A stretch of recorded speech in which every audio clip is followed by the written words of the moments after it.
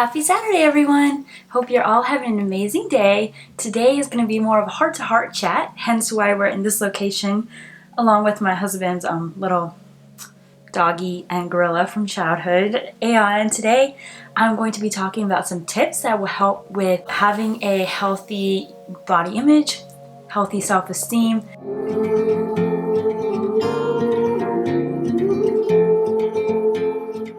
If you're looking for some tips on how to build healthy self-confidence, today I'm going to be diving into 9 of those that have helped me with my own personal body image, how I feel about myself, and just some things that have helped me to really be more confident. And today is a sleepy day. It's a little cloudy outside, so if I seem really calm, then that is why. So without further ado, let's get into the video. And if you're interested in joining this journey with me of having confidence, setting goals, and living out the best life that you can imagine for yourself, then please hit that little subscribe button down there. Also, the notification bell right next to it, that's going to give you an update every week when I upload, so that way you do not miss a single episode.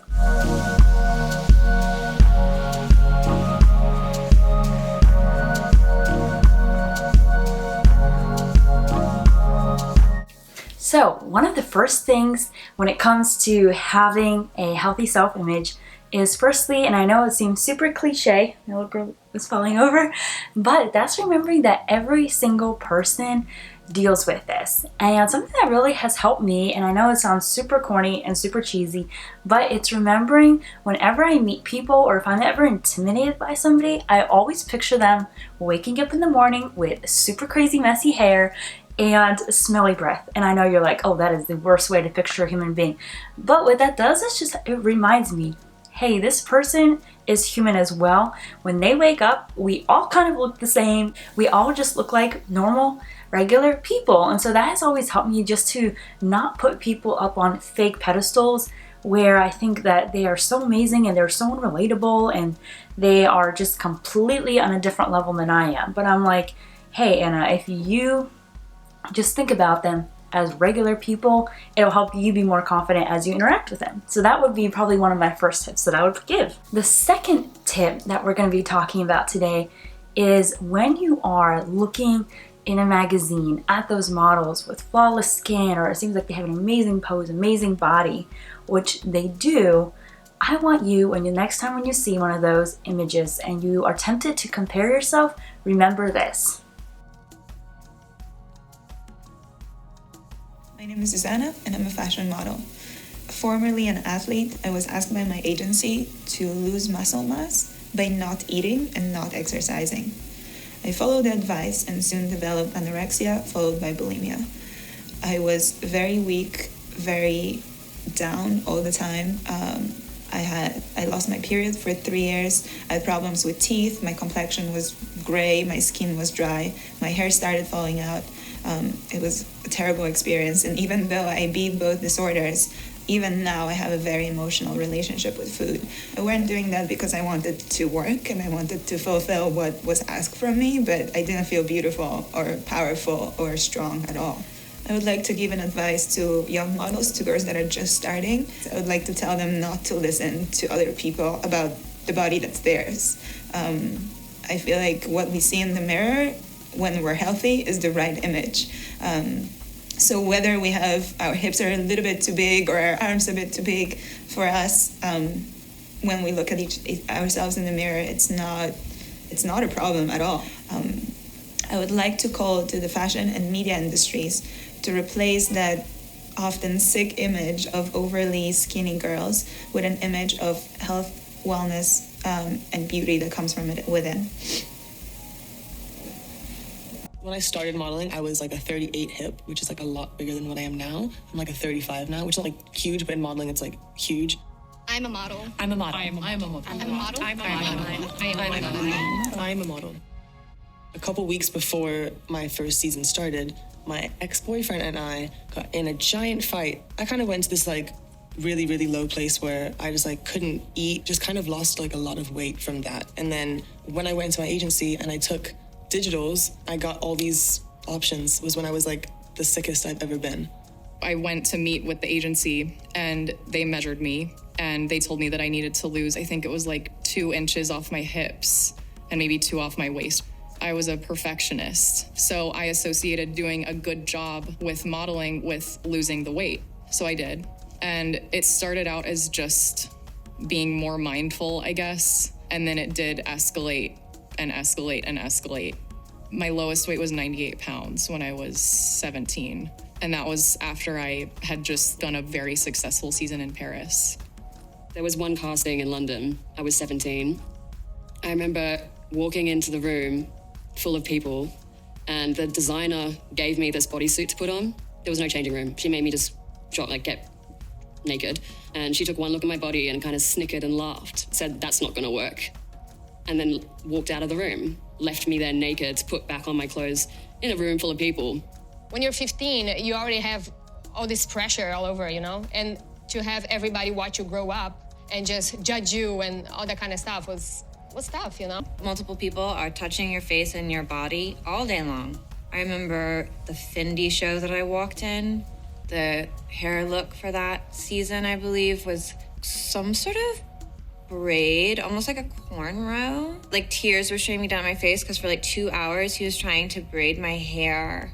And then my agent was like, "Oh yeah, you shouldn't have cried." When a photographer comes up to you and moves you around like you're a mannequin, picks up your arm and positions it, moves your chin, I find that incredibly insulting, especially if you're nude.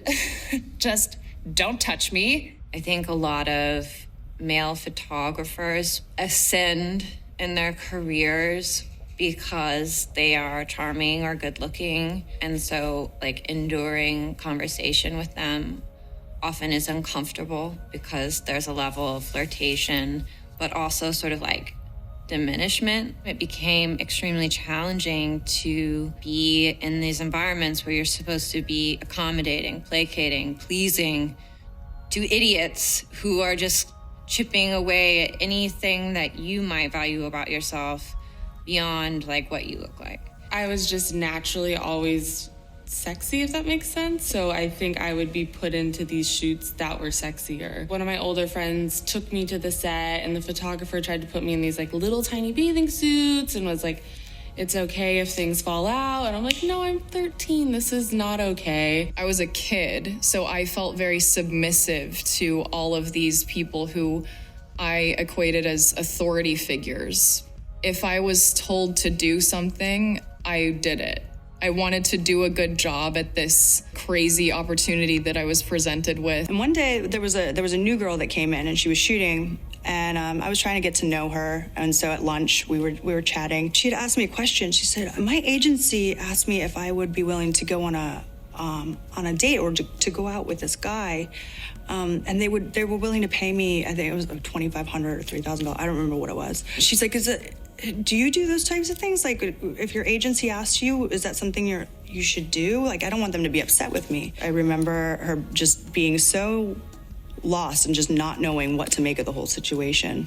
If girls kind of get trapped in a cycle of debt to their agency, or they get, pushed into prostitution, which happens, it can be really rough, There's a lot of young girls that end up that way. So by now you're probably thinking wow, I did not realize that is everything that they have to go through. And for me too, I was honestly shocked. I was like, oh my gosh, that's actually what it's like to be that way. And that's only the first step, that's not even talking about the second half of this journey. But something that we all have to remember is when we see those people in the magazines or in social media, we have to remember that is their job. It is their job. They have to show up looking their best. They have to be working out. They need to be on a strict diet. They need to have these certain measurements. They need to do this, that, and the other, because that is their job. They are literally selling their image, their appearance to companies, so that way the company can say, "We like your look, we're gonna put our clothes on you, and your job is to sell the clothes." That's really what it comes down to, is models are there to sell something. They're there to sell a purse, a clothing, makeup, perfume. Models are not models for no reason. They have to do it as a job. They're getting paid. And so something that helps me is just to remember, if it was my full-time job to look good, to have to work out, to have to keep my skin up. And I also would have a professional team to help style me with clothing, with makeup, hair. Like, we would all probably look very close to models. But the thing is, we have chosen to live different lives for ourselves. We have chosen maybe to be mothers. We have maybe chosen to, be in business, to go to school, have relationships, do something else besides having our career being for our looks and our appearance. And that's totally fine. But we just have to remember that those are basically two different types of jobs and two different complete spheres of thinking, working, and being. And so it's super toxic to compare yourself, who has chosen to lead a different path, a different life, and a different way of just doing life, to compare that to somebody who has chosen to have their career be based on their appearance and how they look. It's a completely unfair way to, compare ourselves, because that's just such a different path for the two people. And so that's something that really has always helped me too, is just remembering the reality of the industry. And when you really think about it and you see all those models, you're like, oh, I wish I could be like that, or I wish I could look like that. And then I really think about everything that they have to go through, and I'm like, would I really want to spend all of that time working out, or having to be on a super strict diet, or having people constantly touch me, touch my hair, touch my body, measure me, critique me, all of those things? And it pretty soon starts to sound not so appealing anymore. And I'm just like, yeah, I am pretty happy over here just chilling with my body. Now, I'm not saying that I'm just like sitting here on the couch eating potato chips all the time. But what I am saying is I am so thankful that I do not have to be in that level of scrutiny and that level of such intense focus on my appearance constantly. So that is something that has also helped me as well. And maybe you're wondering, like, who are you to give me tips on this? And that's a great question. I would say, as somebody who has lived my whole life with having a different appearance, and it's something you cannot hide, so you instantly see everyone's reactions to it, it definitely has helped me develop a tough skin. And I really have had to train my brain and my mind in how I think about myself and how I interpret other people's actions. And this is something that I'll probably be building on it later in the video, but this is something that does tie into last week's exercise, is remembering those beliefs that we have. There are reference points, if you want to call them the table legs, that are supporting them. And so when it came to my own appearance, I either could choose to make up fake things about myself, or I could choose to focus on the truth. And so these are some tips as we just continue on through the video that have really helped me with my own personal journey. The third tip that has really helped me is going to be considering what you consume on social media. Be so careful, especially my women who are in the crowd. Please be careful what you consume on social media. I was kind of always self-conscious, like wanting to look a certain way. It's a never-ending battle. And you look at yourself and you know you can never attain that ideal.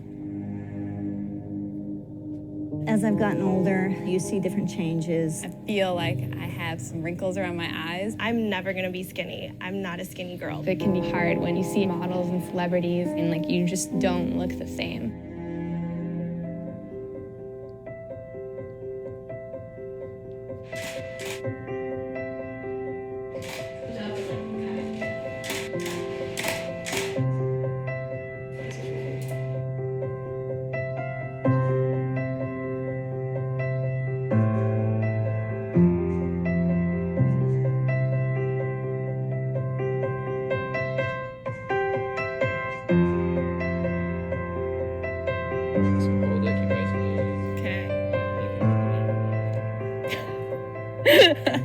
Wow. Oh my God. I did not expect it to look like that at all. I feel like it doesn't even look like me.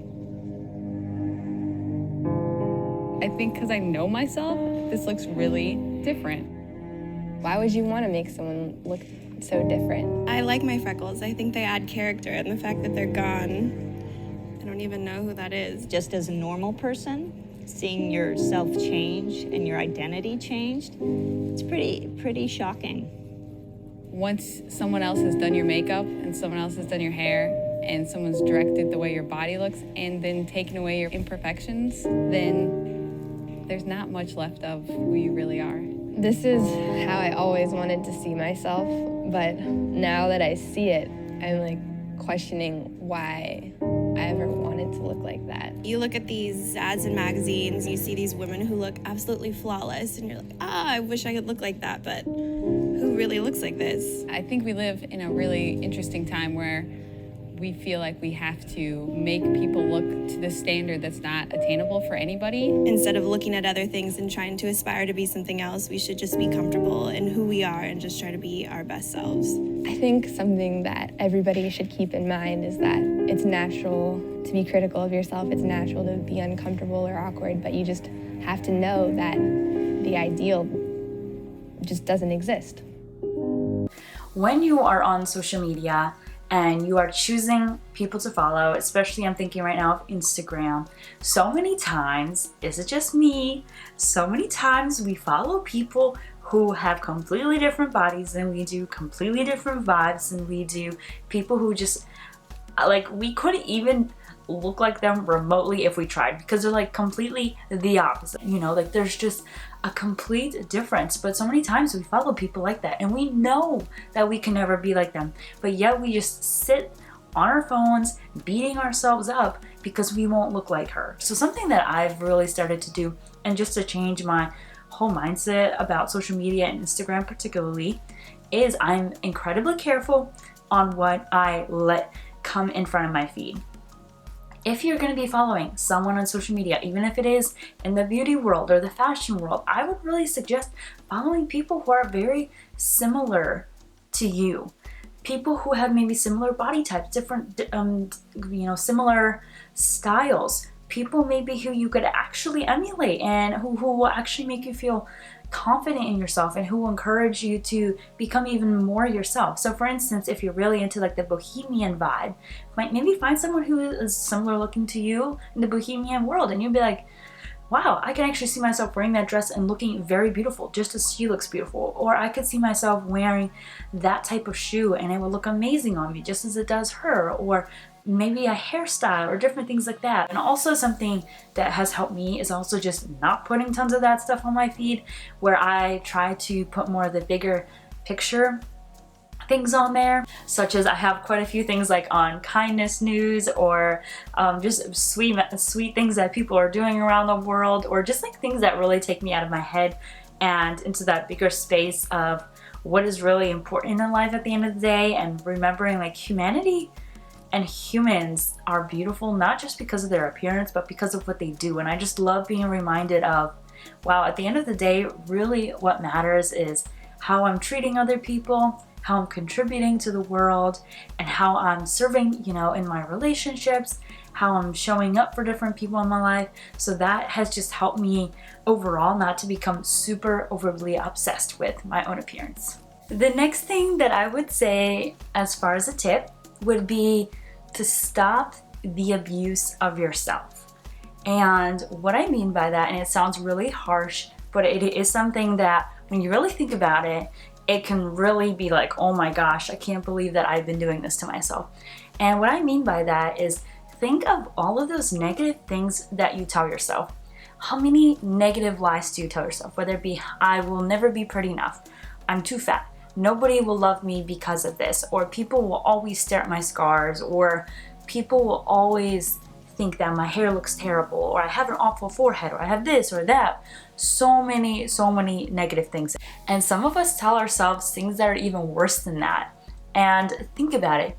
Would you tell your best friend those things? Like, just stop for a second and think, how would my relationship with my friends go if I were to talk to them like that? And when you really stop to think about it, you were like, oh my gosh, I am such a toxic person to myself. I am such an abusive person to myself. And none of us, we all inherently know that we would never stay in a relationship with an abusive person. But most of us have such an abusive relationship with ourselves. And we are so toxic to ourselves, and we are constantly beating ourselves up. When it comes to this, you have to think about being your own best friend. What would your best friend tell you if you were saying something like that? Like if you said, oh, I'm too fat, or oh, nobody's gonna like me because of this or that or whatever. Your best friend would step in and say, no, don't talk about yourself like that. You're beautiful, you're so talented, you're so kind, you're so smart, you're so sweet. And so that's how you have to start talking to yourself. And that's actually something that really is the first key to healing. Remember how I talked about last week about those negative beliefs? The first thing to combating that is to stop when you start to think them. So for instance, you're sitting on the couch and you're scrolling through Insta and you see a model, and then you instantly start thinking about how you are never going to look that good, you're never going to be that pretty, like what is even life, why do you even try, etc., etc., etc. In those moments, you're going to stop. You're going to put away Instagram and you're going to stop and you're going to say, hey, this is abuse. I do not tolerate this. I do not tolerate abuse to myself or to anybody else. So this is going to stop right now. And that is something that you really have to train yourselves, because so many of us just stew. We literally sit in a bathtub with all of our negative emotions and we just are totally fine just chilling there. And it's not okay, because you wouldn't let your friend chill there. You wouldn't let, like anybody you love, you would never let them just stay in that place. You would tell, get your butt out of there, get your butt out of those negative thoughts and emotions, and we're going to put you in a different location, different place, a different relationship with somebody who's positive, going to lift you up and going to encourage you. And that's what you have to do to yourself. Sometimes you have to literally take your mind and your brain and heart out of that negative space and put it into a different space. And maybe you're like, okay, this is all great. Sounds great, Anna, but how do I actually do this? I would say, first thing, focus on something that you love about yourself. And maybe you're like, I have like nothing.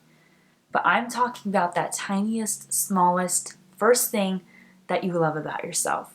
The next tip that I would have for you is to treat your body as the special package that it is, and as the package that you've been given to transport your heart, mind, and being throughout this journey called life. I really like to think of it as like God gave me this special particular package specifically for me to carry and to be the essence in some ways of what's really inside. So what you see on the outside is literally just a small reflection of what is on the inside. And I just think it's really beautiful that as we take care of our inner being, it reflects on the outside. And also, as we take care of our outer being, usually we feel more and more like the inside elements of us are manifested even more fully as well. What that looks like practically is embracing the season of life that you're in and saying, what about this season of my life and what about everything that's going on in life right now is special in relation to my body. So what that means is, if you're a teenager, you're only going to be a teenager once. And right now, your body is doing the amazing thing of having you go from being a child to being an adult. And you're only going to go through that season once. Yes, it's going to be there'll be some rough elements of it. Of course, there's going to be some tough elements of any season that we go through. But there's also always going to be beautiful elements as well. Like, never again are you going to go through such a transformation. Never again are you going to really just become fully an adult and go into that season. Same thing when you're a mother. Instead of focusing on, oh, am I going to have stretch marks, or oh, am I going to gain weight, or this or that, say, my body is doing an amazing thing during this season of my life. It's creating another beautiful human being. During this season, I am a mother, and my body is equipped to be a mother. Once you become older and you start to see the beautiful effects of having the wisdom of years and life experience, think, hey, when young people look at you, they're going to see, wow, this person has stories that they can share with me about their life. This person has experience that they can draw upon and help me make wise decisions. This person has been married for how many years, and they can have strategies and tips that will help me. So no matter where you are, your body is a reflection of the beautiful season of life that you're in. And that's something that has helped me, is like, I'm only going to be this season of my life right now once. And instead of wishing that my body were something different, or wishing away maybe some of the challenges of the particular season that I'm in, how about if I start to embrace the beauty of where I'm at and just accept my body and thank my body for supporting me through this particular time. Another thing that has really helped me, and it sounds super simple, but it has really helped me just with my confidence with other people, especially in person-to-person interactions, and that is eye contact. And the reason that has really been huge for me is there was a season in my life, I think I was like either 14 or 15, when I used to go out in public. I did not look at people in the eyes. In fact, I remember I'd be going through stores and we'd be going shopping, and I always just kind of kept my head down and my eyes on the ground. And the reason, eyes facing the ground, but the reason I did that is I did not want to see the questioning in people's eyes of what had happened to me, because I was afraid that they were going to say something. I was afraid that they were going to comment. God forbid that it be a child or an older person. I don't know, there's something about those two particular age groups that they just seem to have fewer filters than some of the rest of us. And so I was like, oh, I was kind of living in that fearful space of what if they say something, or what if I have to look in their eyes, and I'm sick of the questions, and I'm sick of having to explain things to people, and I just don't want to deal with it. And so I just didn't look at people. But there's something about looking at somebody in the eye that you just have that human connection like nothing else in the world. And I think the reason that the eye contact is so powerful is as you, one human being, are looking at another human being in the eyes, there's that unspoken message that, hey, I've got struggles, but you also have struggles. And maybe they're not the exact same ones that I have, but you have some as well. And I, as one person, can look at you with compassion, with kindness and understanding, and just treat you in a way that hopefully makes you feel valued in this moment. And this was actually something that really helped me with my Panera journey, because that was a time when I saw a lot of people, and it was very interesting to see some people's reactions to me, which I'll share probably sometime in the future. But that was a challenge I had with myself. I was like, I am going to look at people in the eye, going to talk to them, and I'm going to be confident, and I'm going to recognize they're human, I'm human. And today, I just want to make that human connection and let them know that someone cares. And so that also just really helped me a lot with this whole process. Piggybacking off of that is investing in other people. Look for ways to invest in other people, invest in other women, and lift another woman up. Because usually as you lift other people up and other women up, especially in this whole area, it helps you to feel better about yourself. And you recognize that as you see beautiful things about other women, even if you're out and about, at a grocery store or in a clothing store or whatever, and you see a beautiful woman, whether it be her hair, you love her sunglasses, her dress, no matter, just give her a compliment, and usually it's going to make her day. And many of us, we all love a compliment. And so as you start complimenting other people, it's just going to help you feel that you're making a difference. And it also helps you, I feel just generally, with remembering that beauty is not just outward, but beauty is also being kind and being gracious, and also just lifting other women up. And another thing that helps with all of this is remembering to not suffer silently or suffer alone. If this is something that you really are struggling with, and a lot of us do, talk to somebody, because the worst thing when it comes to struggling is keeping it all inside and feeling like you're the only person, and letting those negative voices just keep getting louder and louder and louder and louder and louder, and pretty soon, as you can see, you're drowning in them, and you feel like that's all you can hear. You can't even hear anybody else at this point. All you can hear is those voices, and they become so loud that they drown out anything positive that could be coming in. And that is a very, very unhealthy place to be, a very dangerous place to be. And so sometimes what we need is just simply to share what's going on inside of us with somebody that we trust, because sometimes there's something powerful about voicing the yuck, if you will, that's going on inside of us that helps it feel less powerful, and it seems to have a less stronger of a hold on us once we share. I don't know what it is, but even since being married, I've realized this, once I actually start sharing, what's really going on inside of me, it just seems like it has so much less power all of a sudden. I'm like, oh my gosh, like I can't believe that I've been letting that control so much of me.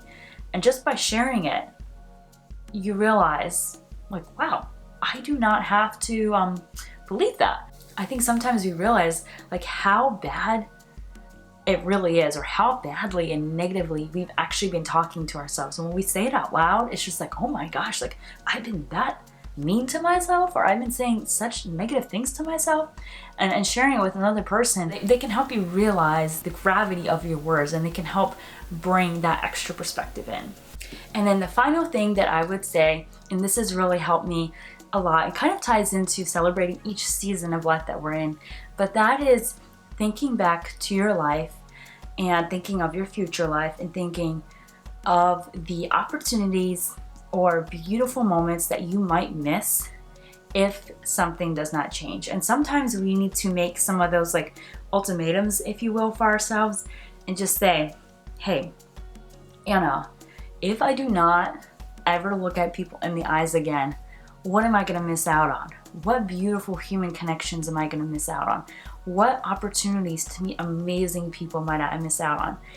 Will I ever grow in confidence? Like, is this something I really want to, do I really want to be in this state of being for the rest of my life? And sometimes you really just need to be brutally honest with yourself, and that can help make that necessary movement to go and whether it be get some help, start actually taking real action steps to getting yourself out of that negative space, out of that negative tub, if you will, of emotion, and into a different lane, so that way you can continue to move forward, but continue to move forward in a much more healthy way. And something else too that I find to be incredibly powerful, and this does kind of tie in a little bit to the whole concept of talking, but this would be, think of your younger self. No matter what age you're in right now, think of your younger self. And what advice would you give to that younger self? And many of us, when we really think about it, we are incredibly kind to that younger self, and we are incredibly gracious, and we're incredibly supportive of the younger self. Like for me, thinking about me as a teenager, I'm like, I would have told myself, don't worry about what people think about you. There is going to be a man who will love you no matter what. Don't be so caught up in trying to stay up with trends, or don't be so caught up in thinking about what people think about you. Just live life, enjoy life, be yourself, enjoy your hobbies, do what you love. And kind of going along with this, especially if you have daughters, mothers, or for those of us who don't have daughters, maybe think about your future daughter and what advice would you give her? How would you talk to her? If she's having a rough day with her appearance, what advice would you give her?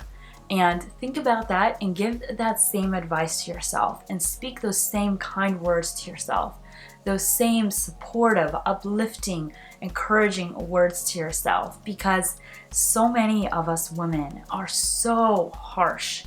Oh my gosh, it's unbelievable how harshly we judge ourselves, but we would never dare say that to our child. We would never dare say that to our younger selves.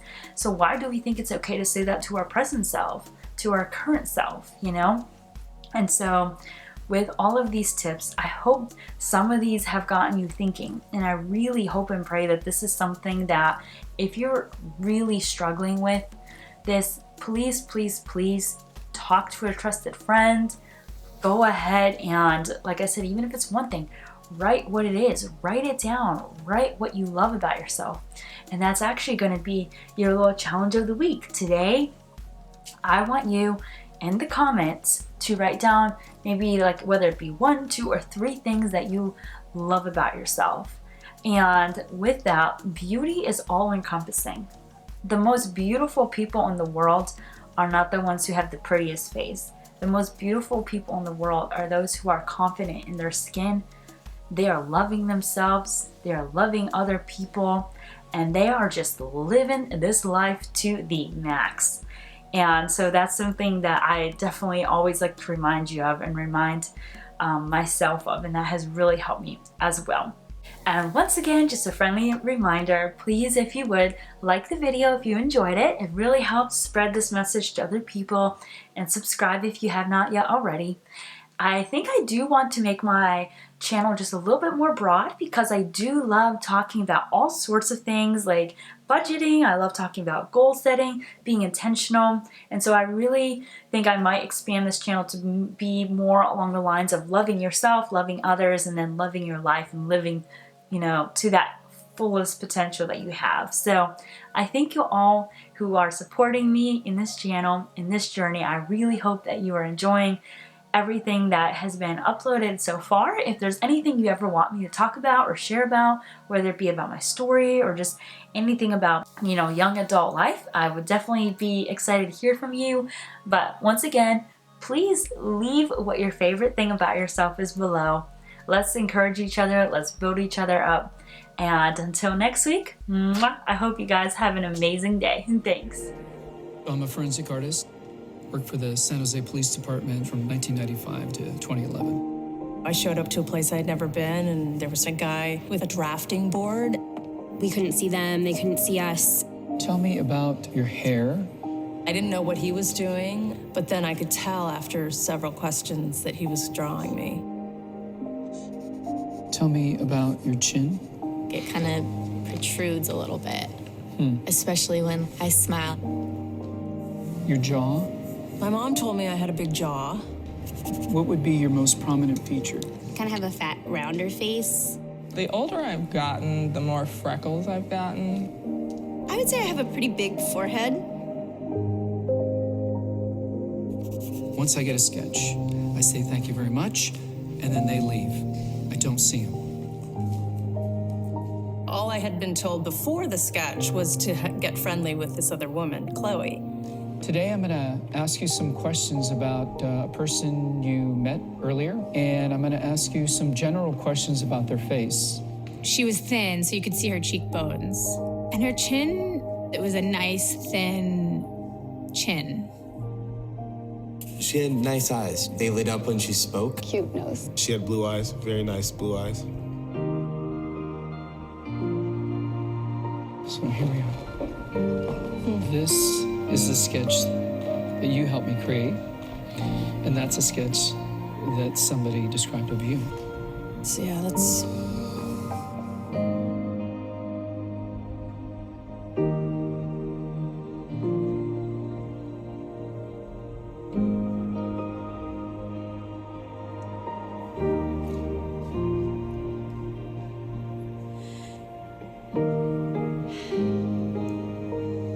She looks closed off and fatter, sadder too. The second one looks more open, friendly, and happy. I should be more grateful of my natural beauty. It impacts the choices and the friends that we make, the jobs we apply for, how we treat our children. It impacts everything. It couldn't be more critical to your happiness. Do you think you're more beautiful than you say? Yeah. Yeah. We spend a lot of time as women analyzing and trying to fix the things that aren't quite right. And we should spend more time appreciating the things that we do like.